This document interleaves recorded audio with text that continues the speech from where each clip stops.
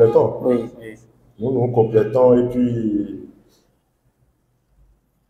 c'est en se mettant ensemble qu'on se change des expériences et qu'on est fort.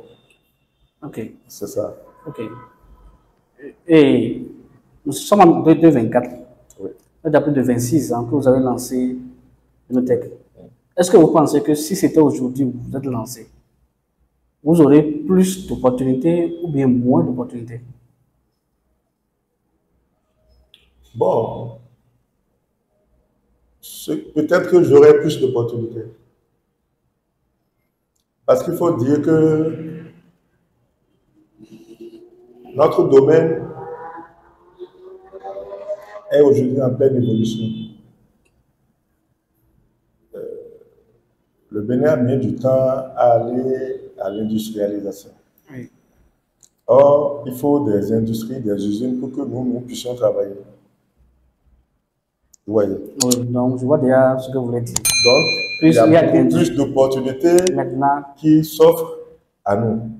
Maintenant, il y a des usines en construction, il y a, depuis ce temps-là, il y a beaucoup d'autres usines qui ont commencé, donc forcément, le champ est un peu plus large pour l'intervention. D'accord. C'est ça. D'accord. Donc vous, maintenant, en dehors de la construction métallique, vous êtes un peu dans le BTP, je vais dire. Oui. En quelle année vous avez commencé le BTP? Le BTP, dès que j'ai commencé le BTP réellement, il y a déjà une dizaine d'années. On va dire en 2013-2014. Oui, on a commencé par prendre des marchés pour le reprofilage des voies, des pistes.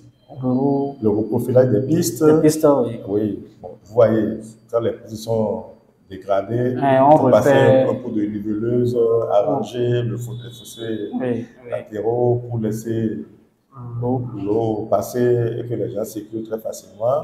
On a fait un peu de pavage. Bref, c'est le travail que nous avons fait. Ok. Maintenant, qu'est-ce que vous a poussé? Est-ce que c'est. Vous êtes dit, je suis déjà dans le domaine de la construction.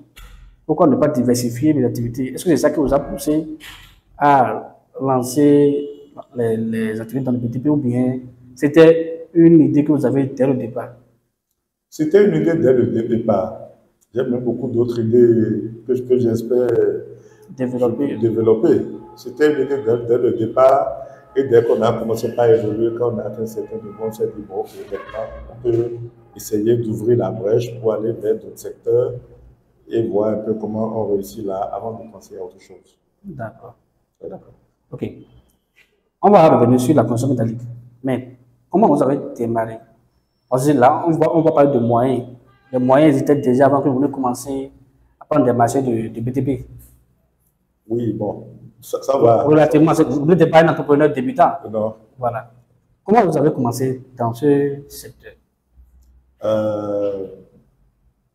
Dans ce secteur, tout à l'heure, quand j'ai parlé, j'ai dit, j'avais commencé par prendre des marchés. Je sous-traitais. Je prenais que les équipements. Mais après, j'ai eu la chance de postuler pour un projet Equibail, BOA. Ok. J'ai sollicité un financement de Equibail pour pouvoir finir mon bâtiment, faire rentrer mes machines et démarrer les travaux. Ça, c'était en quelle année? Ça y est, ça devait être en 2002. 2002. Vers les 2002. 2002, ok, d'accord. Oui, vers les 2002. Donc, j'ai eu un soutien de Equibail qui mettait les équipements que j'avais déjà acquis en garantie. C'était leasing, on appelle. Leasing.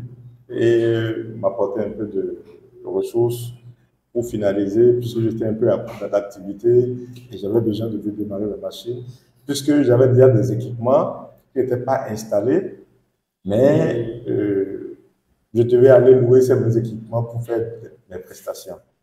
Donc, il était devenu urgent que j'installe les équipements pour démarrer, pour lancer vraiment mon atelier moi-même. Donc, je suis allé vers eux. Ça n'a pas été facile, évidemment. Avec un taux d'intérêt prohibitif, mais je n'avais pas d'autre choix. Nous y sommes allés et nous avons démarré. Nous avons eu la chance aussi d'avoir des sociétés qui nous faisaient quand même confiance. Quand on avait un marché, quand on demandait des avances, 50%, ils nous donnaient, elles nous donnaient.